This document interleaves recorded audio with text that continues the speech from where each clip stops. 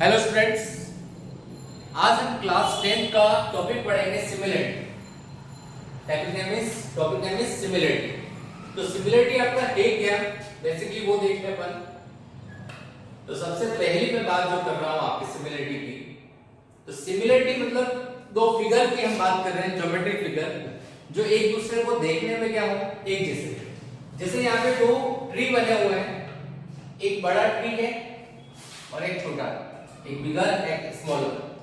तो आपको ये देखने में एक जैसे लग रहे हैं बिकॉज दोनों क्या है, सिमिलर। ओके, तो कुछ फिगर जो दिखने में एक जैसे हैं, जिनका शेप क्या हो, सेम, साइज भले डिफरेंट हो लेकिन शेप क्या होना चाहिए, सेम, तो उन फिगर को क्या बोलेंगे, सिमिलर फिगर। क्या बोलेंगे, सिमिलर फिगर। अब आपने क्लास 9th में टॉपिक पढ़ा था कॉन्ग्रुएंसी, कॉन्ग्रुएंट ट्रायंगल्स के बारे में।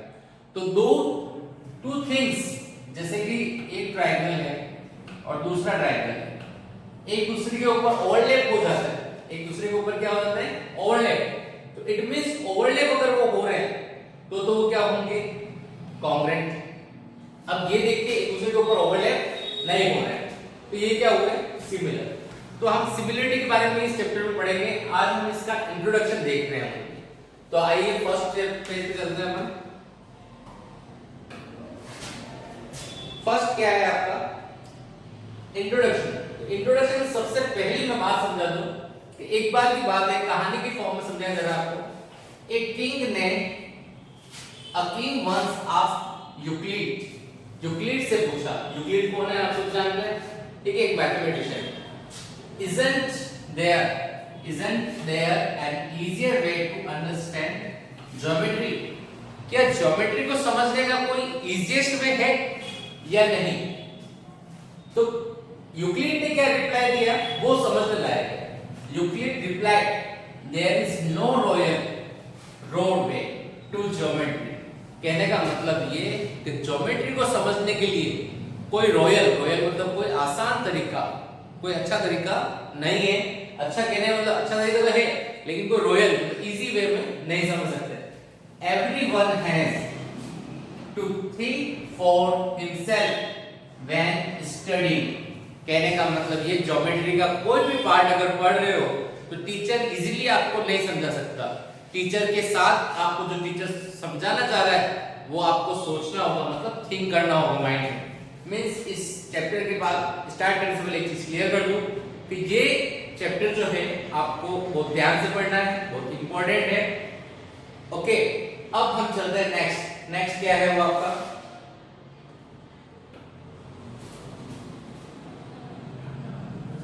Similar figure.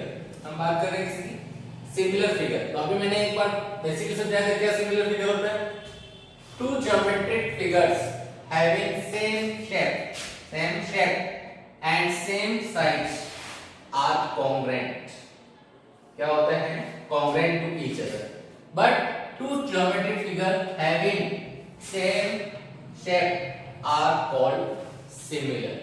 जैसे कि मैं बात करूं, एक सर्कल है और दूसरा सर्कल है, इसकी रेडियस भी मैं ले लेता हूं 3 सेंटीमीटर और इसकी रेडियस भी ले लेता हूं 3 सेंटीमीटर, बट एक अलग सर्कल लिया है, क्या है, 1 सेंटीमीटर। तो अब ये दोनों सर्कल क्या है, कॉन्ग्रुएंट, बट ये सर्कल क्या है, सिमिलर। यहाँ पे जो साइन यूज कर रहा हूं वो कॉन्ग्रुएंट का साइन है और ये आपका सिमिलर का साइन है। तो सिमिलर के जो क्वेश्चंस करेंगे इस यूनिट के अंदर वो हम, तो उसमें सिमिलर का साइन ये यूज करेंगे और कॉन्ग्रुएंसी का साइन आपने पहले भी 9th क्लास में पढ़ चुके हो और देख चुके हो। तो यहाँ पे मेन चीज समझने लायक है, two geometric figure having same shape and size. Shape भी सेम है, भले यहाँ पे इक्वल नहीं बना है लेकिन अपन देख रहे हैं सेंटीमीटर रेडियस के लिए 3 सेंटीमीटर लिए इक्वल है। And size are congruent to each other, मतलब शेप और साइज अगर सेम है तो इट मींस वो क्या होंगे, कॉन्ग्रुएंट होंगे ईच अदर। और अगर ओनली क्या सेम है, शेप सेम है, मींस क्या हुआ, वो सिमिलर होंगे एक दूसरे। अब नेक्स्ट चल रहे हैं हम, नेक्स्ट है आपका टू कॉन्ग्रुएंट। क्या है आपका, two congruent geometric figures are always similar, but the converse may or may not be true. बात समझ लीजिए पहले, जैसे कि मैंने अभी बताया था सर्कल के बारे में, अभी मैं यहाँ पे ले रहा हूँ ट्रायंगल के बारे में। अब मैं यहाँ पे ले रहा हूँ इक्विलेटरल ट्रायंगल जिसकी तीनों साइड पर 3 सेंटीमीटर 3 सेंटीमीटर 3 सेंटीमीटर 3 सेंटीमीटर। अब ये जो ट्रायंगल लिया है इसकी साइड है 1 सेंटीमीटर 1 सेंटीमीटर और 1 सेंटीमीटर। इक्विलेटरल ट्रायंगल के बारे में आपको पहले से पता है, if any triangles have all sides are equal and all angles are equal 60 degree, then the triangle is known as an equilateral triangle। तो ये आपके तीनों मैंने इक्विलेटरल ट्रायंगल लिए हैं।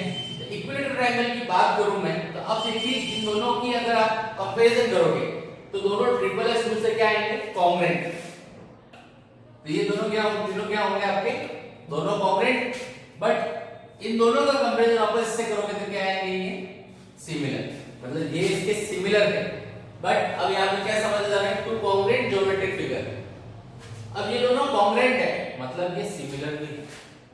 क्या है, सिमिलर भी है, means congruent figures are also similar but similar figures are not congruent।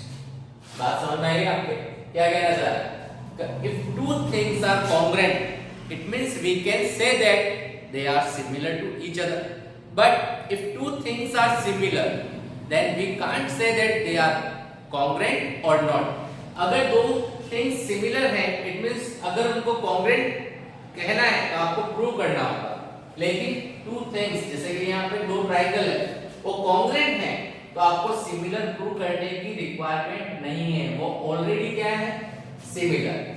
Okay, तो ये कुछ क्राइटेरिया है जो आपको ध्यान रखना है। अब आगे हम आते हैं नेक्स्ट पेज पर। नेक्स्ट क्या है आपका, नेक्स्ट है आपका to polygons of the same number of sides are similar if their corresponding sides are in same ratio and their corresponding angles are equal। जैसे पॉलीगन्स की बात कर रहे हैं अपन, एक पॉलीगन ले लेते हैं जस्ट सपोज कोई भी, तो मैं एक पैरेललोग्राम ले लेता हूं। ये एक पैरेललोग्राम लिया, ये अनदर पैरेललोग्राम लिया, ओके, और एक मैंने ले लिया रेक्टेंगल। अब ये 2 सेंटीमीटर है, ये 1 सेंटीमीटर, ये अगेन 2 सेंटीमीटर, ये 1 सेंटीमीटर, ये 4 सेंटीमीटर, ये 2 सेंटीमीटर। एज्यूम कर रहे हैं हम ये 2 सेंटीमीटर, ये 4 सेंटीमीटर। ये एंगल 90, क्योंकि रेक्टेंगल है सारे एंगल क्या होंगे 90। ये आपका 2 सेंटीमीटर, ये आपका 1 सेंटीमीटर, 2 सेंटीमीटर, 1 सेंटीमीटर। अब यहां पे क्या होता है, two polygons of the same number of sides are similar if their corresponding sides are in same ratio. Same ratio, इस चीज को समझने की कोशिश करिएगा, सेम रेशियो मतलब प्रोपोर्शन। तो अब पहले हम ये फर्स्ट फिगर, ये सेकंड फिगर, ये थर्ड फिगर, पहले फर्स्ट और सेकंड की बात करें। किसकी बात कर रहे हैं, फर्स्ट एंड सेकंड। तो फर्स्ट और सेकंड की बात कर रहे हैं तो इसमें देखिए, अब इसके एंगल नहीं लिए हमने, तो एंगल ले लेते हैं। ये आपका मान लीजिए 120, ये 60, ये 120, ये 60, अगेन ये 120, ये 60, ये आपका सॉरी इधर ये 60 होगा, इधर ये 120, ओके, इधर ये 60 और ये आपका 1। ओके, अब देख रहे हैं यहाँ पे क्या, इन दोनों का कंपैरिजन करते हैं। ये साइड और ये साइड क्या आ रहा है 2/4। इस साइड को उस साइड को देखोगे क्या आएगा 1/2। अगेन साइड का रेशियो निकालो 2/4। अगेन इन दोनों साइड का ratio 1/2।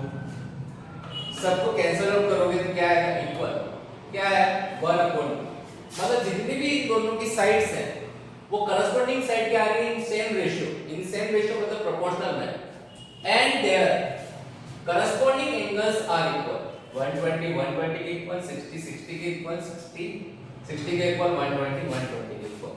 It means figure first similar to figure second, that means ये दोनों आपस में क्या हुए सिमिलर।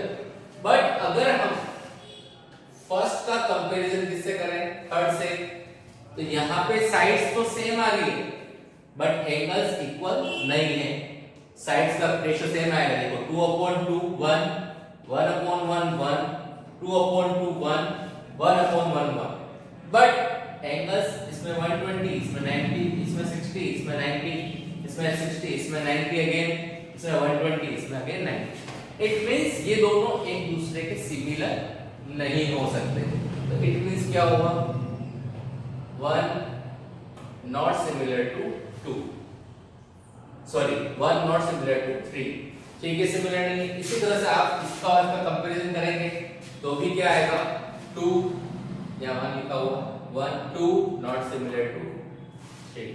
तो इट मींस हम क्या कह सकते हैं कि सिमिलर कब, अगर पॉलीगन्स की बात करें तो सिमिलर कब होगा जब उनकी करस्पॉन्डिंग साइड्स का रेशियो इक्वल हो और उनके करस्पॉन्डिंग एंगल्स इक्वल हो।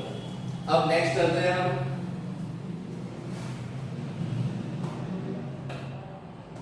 अब हम बात कर रहे हैं all regular polygons of same numbers of sides such as equilateral triangle, squares etcetera are similar.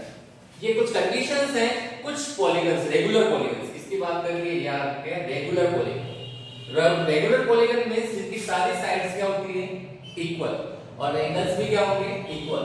जैसे एग्जांपल के फॉर्म में बताया है इक्विलेटरल ट्रायंगल और स्क्वायर, इसमें आपका रेगुलर क्या हो सकता है आपका मतलब रेक्टेंगल भी हो सकता है, लेकिन उसमें साइड्स का प्रोपोर्शन होना चाहिए, तो रेगुलर नहीं सॉरी रेक्टेंगल रेगुलर नहीं होगा, आपका रेगुलर में हो गया पेंटागन रेगुलर, दो सेम जिनमें नंबर ऑफ साइड्स क्या हो सेम, और वापस दूसरी बात ये उन दोनों में क्या होना चाहिए जो साइड्स का रेशियो है वो क्या होना चाहिए इक्वल, तब वो सिमिलर होंगे। And etcetera similar, all circles are similar. Circles मैंने पहले बताया था किसी भी शेप साइज में हो किसी भी साइज में हो सर्कल क्या होंगे ऑलवेज सिमिलर। इसकी रेडियस 4 सेंटीमीटर ले लो, इसकी 2 इसकी 1 एनी रेडियस कोई भी रेडियस हो सर्कल हमेशा क्या होंगे सिमिलर टू ईच अदर। अब नेक्स्ट पॉइंट आ रहा है आपका क्या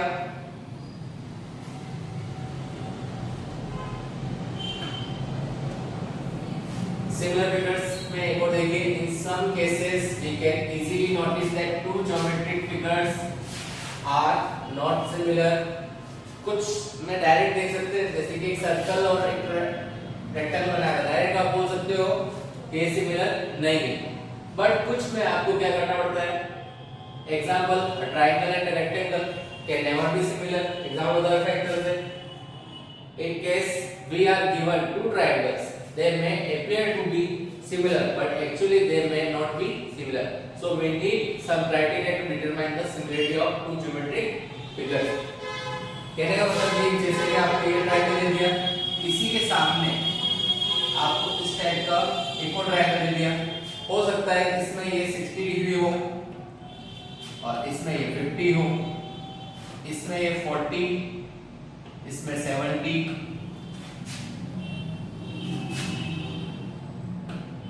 ये 80,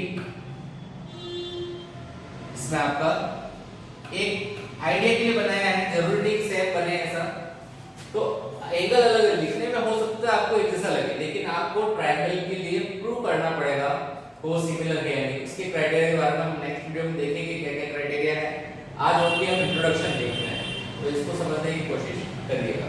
अब नेक्स्ट देखते हैं, हम बात समझ गए, आप ये नहीं समझे तो वापस बता देता हूं एक बार कि कुछ फिगर को तो आप डायरेक्टली देख के बोल सकते हैं ये सिमिलर है या नहीं, ठीक है। जैसे कि एक पैरेललोग्राम है और एक रेक्टेंगल, डायरेक्ट पता चलता है दोनों सिमिलर नहीं, बट कुछ फिगर ऐसे होंगे जिनमें आपको देखना पड़ेगा। जैसे इससे पहले एक क्वेश्चन करा था, दो पैरेललोग्राम बनाए थे, क्या बनाए थे, या जस्ट सपोज दो रेक्टेंगल भी बना दिए, तो उन दोनों को प्रूव करना पड़ेगा, पहले उनके साइड का रेशियो फाइंड करना होगा, उन दोनों के एंगल को कंपैरिजन करना होगा। अगर वो सब एकदम एक्यूरेट है तो आपके लिए वो सिमिलर होंगे, अदरवाइज सिमिलर नहीं। इट मींस कह सकते हैं कभी कभी तो हम केस डायरेक्टली बता सकते हैं सिमिलर है या नहीं, लेकिन कुछ केसेस में आपको प्रूव करना होगा। ओके, मोस्टली केसेस में कह सकते हैं प्रूव करना होगा आपको। अब नेक्स्ट है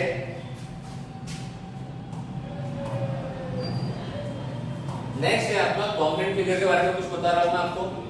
to geometrical figures are said to be congruent provided they must have same shape, same size. Congruent figures are alike in every aspect. कहने का मतलब ये two geometric figures are said to be congruent. कब congruent होंगे? Provided they must have same shape and same size. ये पहले भी मैं समझा चुका हूँ ये लाइन, तो दोनों का साइज सेम होना चाहिए, दोनों का शेप भी सेम होना चाहिए।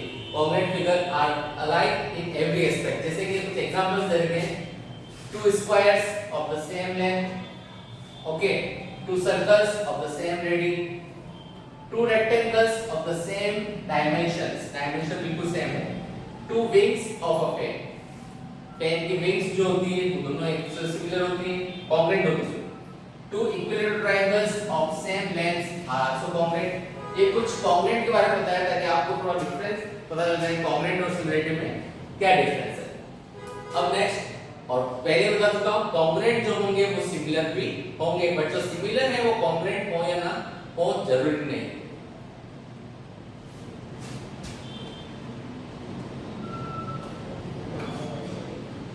नेक्स्ट हम देख रहे हैं similar figures. Two figures are said to be similar if they have the same shape. Similar figures may differ in size, thus two congruent figures are always similar but two similar figures need not to be congruent। ये चीज मैं समझा चुका हूँ, वापस समझ लेना।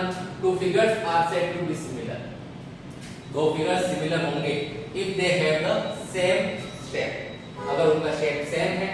Similar figures may differ in size, similar figure में साइज में डिफरेंस हो सकता है लेकिन शेप क्या होगा, सेम होगा। thus two congruent figures are always similar, इसीलिए दो congruent फिगर हमेशा क्या होते हैं, similar, but two similar figures need not to be congruent।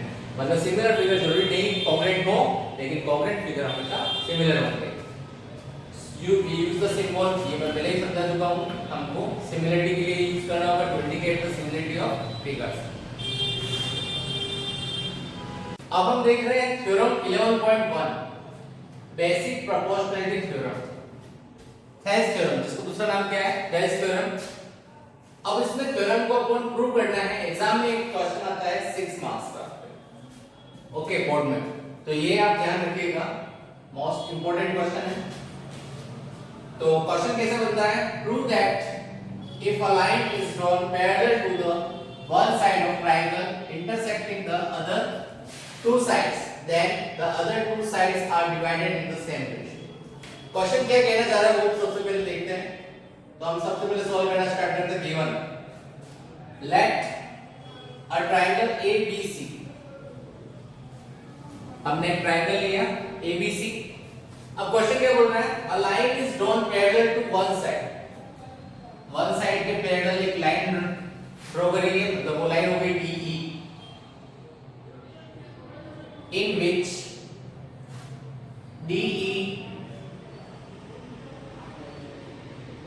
parallel to BC। DE आपके किसके पैरेलल होंगे, ये आपके इसके parallel, one side of triangle intersecting the other two sides, DE other two sides को इंटरसेक्ट कर रही है,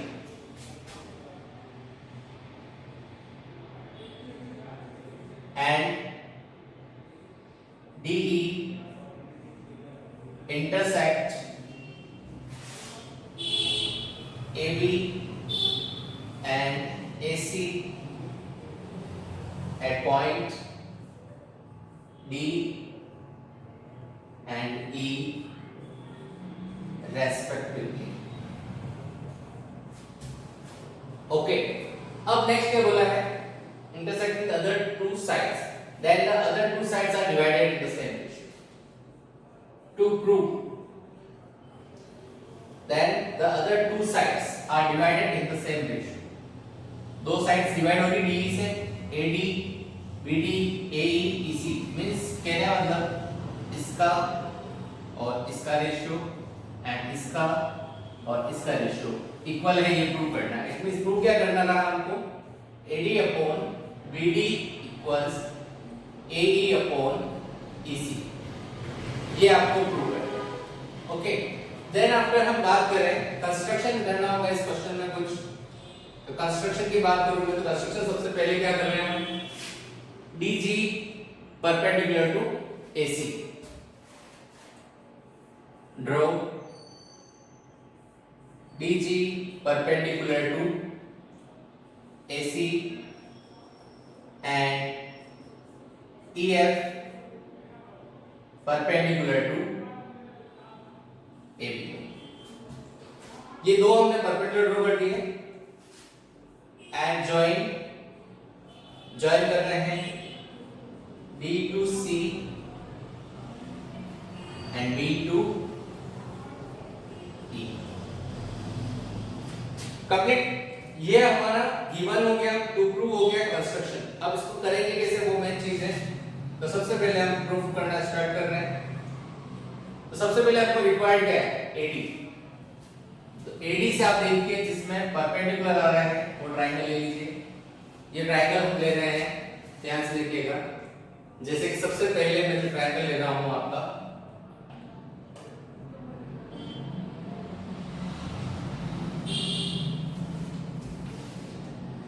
ट्रायंगल लिया मैंने ADE। तो इसका एरिया तो फाइंड कर रहा हूं, क्या आएगा आपका, area triangle AD, area triangle ADE। तो हमको AD रिक्वायर्ड है, तो AD कैसे भी आना चाहिए, half into base into height आपका फॉर्मूला होता है, जिसके अकॉर्डिंग हाफ इनटू बेस आपका लेंगे AD, क्योंकि AD हमको रिक्वायर्ड है, AD तो हमको लेना ही। ओके, अब नेक्स्ट AD के ऊपर परपेंडिकुलर देखा जाए तो कौन सा आ रहा है आपके पास, FE। ध्यान से देखिए, ये इसके ऊपर परपेंडिकुलर, क्योंकि हमने कंस्ट्रक्शन करा है। ओके, तो आपका क्या हुआ, EF या FE जो भी बोलिए, ये इक्वेशन नंबर फर्स्ट। नेक्स्ट हम ले रहे हैं एरिया ट्रायंगल। अब हमको क्या रिक्वायर्ड है, BD।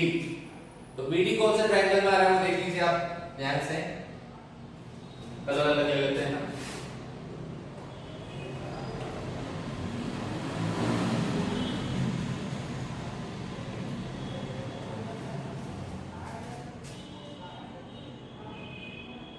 अब हम ये वाला ट्रायंगल ले रहे हैं।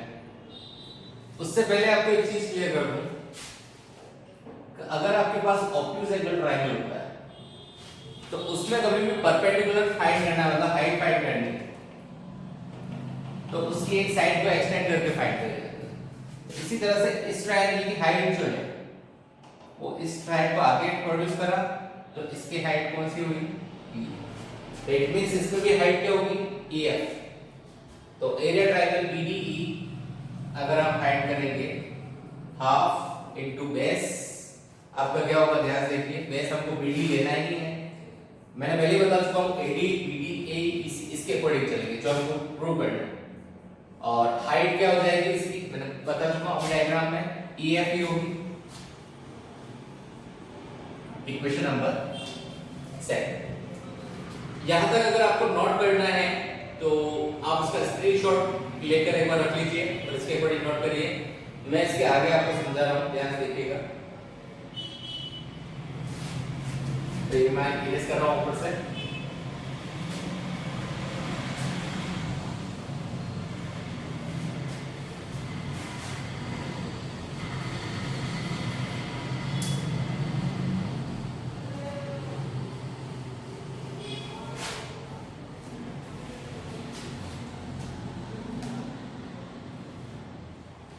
अब हम क्या कर रहे हैं, equation first divide equation second. Equation first को इक्वेशन सेकंड से डिवाइड कर रहे हैं, तो हमारे पास आएगा area triangle ADE upon area triangle BDE equals half into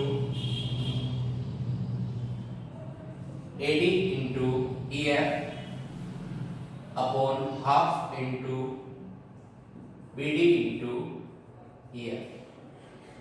half से हाफ कैंसिल, EF से EF कैंसिल, तो अपने पास आ गया AD upon BD। Equation number 5। Okay, अब हम लेते हैं नेक्स्ट, हमको जो रिक्वायर्ड था, तो याद है आपको हमको क्या रिक्वायर्ड था? AD upon BD equals AE upon CE, DC या CE जो भी बोलो। तो इसके अकॉर्डिंग एरिया ट्रायंगल कौन सा है? अगेन AE कौन सा ट्रायंगल बना रहा है? अगेन ADE पे। अब हमको जो बेस लेना है, ध्यान समझिएगा,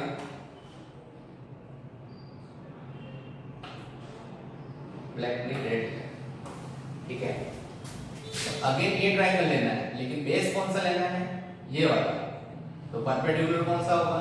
ये वाला, क्योंकि बेस के सामने जो जिसपे जो हाइट आती है वही परपेंडिकुलर होता है, वही हाइट होती है। तो हाफ इनटू बेस आपका होगा A इनटू हाइट जो हो गई आपकी DG, क्या हो गई? DG। ओके, देन आफ्टर आपके पास क्या है?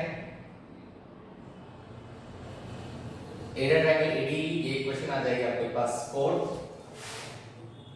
नेक्स्ट एरिया ट्रायंगल, अब आपको क्या रिक्वायर्ड है? CE इस ट्रायंगल में आ रहा है, तो ये भी ध्यान से देखिए।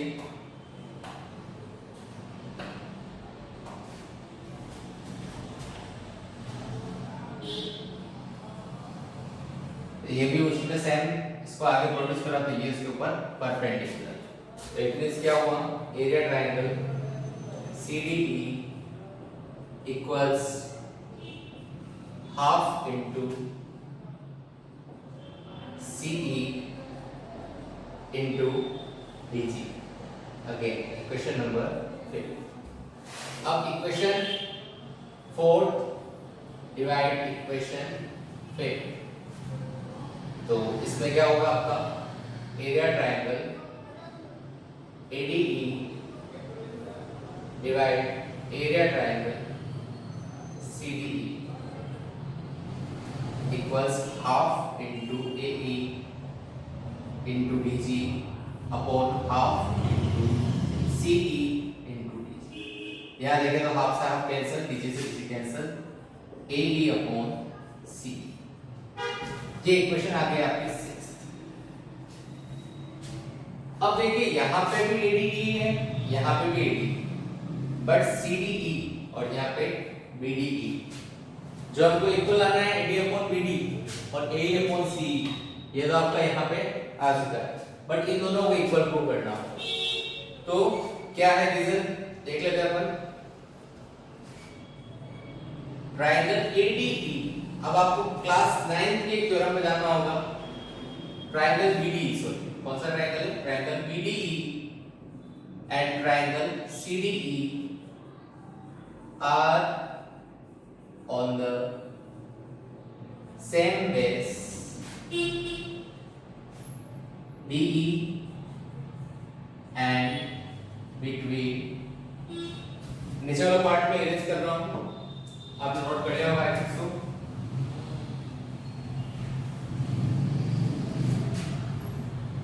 Between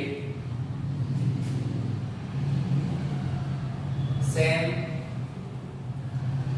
parallel lines B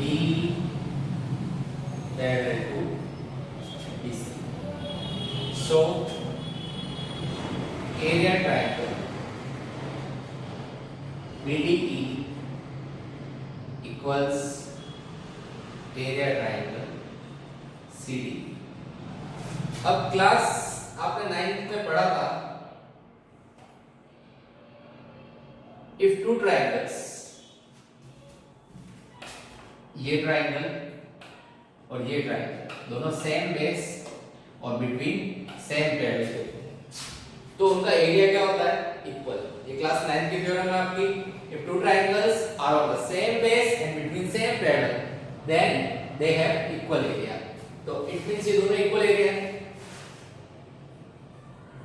Therefore, by question third and sixth, ये दोनों अगर इक्वल हैं तो इट मींस क्या हो जाएगा, डायरेक्टली ये AD upon BD equals AE upon C. Hence यहाँ पे ये आपकी थ्योरम कंप्लीट हुई.